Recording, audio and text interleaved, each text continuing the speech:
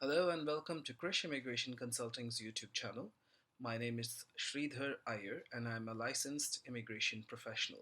You can check out my membership details on ICCRC's website by just Googling ICCRC. Through this YouTube channel, I propose to do two things. One, create an awareness about the express entry system and other pathways into Canada. Two, reach out to people who need help filing for their permanent residence or temporary visas like the visitor visa or student visa. I have been working with the student community and professionals from around the globe for the last 10 years as their counselor and mentor and may be able to help you find a pathway. Please subscribe to our channel and visit our website if you need me to represent or provide you with case specific consultation. Thank you. Uh, Under the federal skilled worker class, education is awarded a maximum of 25 points. Um, to get these points, to be awarded these points, your education must have either been done in Canada from a designated learning institution, or if this has been completed outside Canada, then it must be assessed by an approved education credential assessment agency.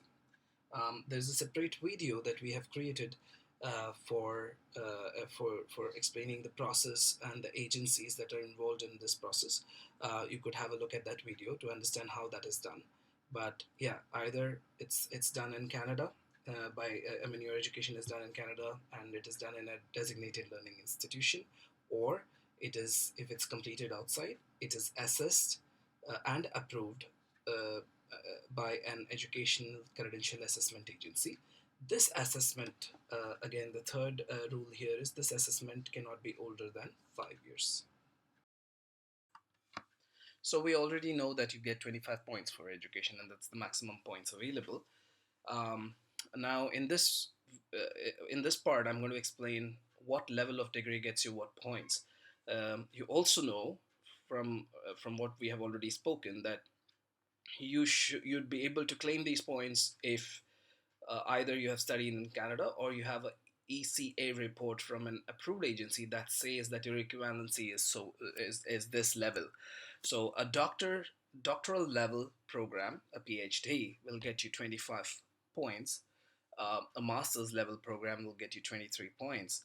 You will also get 23 points if you have a degree in the following fields of study: medicine, dentistry, podiatry, optometry, law, pharmacy, etc. Right? Um, you get 22 points if you have two or more post-secondary program credentials.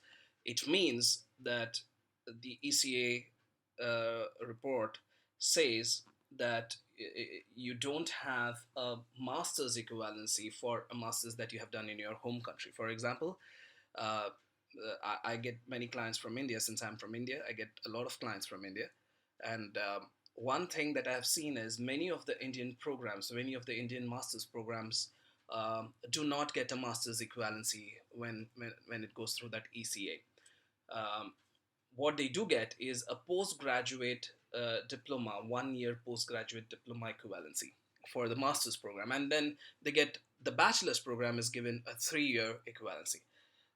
For them, for people who get that, this two or more post secondary program credentials is applicable. This 22 points is what they get, because they have not, for the masters, they have not gotten a master's, but they have an additional qualification after the bachelor's, after the 3 year program. So they get 22 points. Now, the post-secondary program credential of 3 years or longer. This could be a bachelor's program, or it could be a 3 years advanced diploma program that you have completed.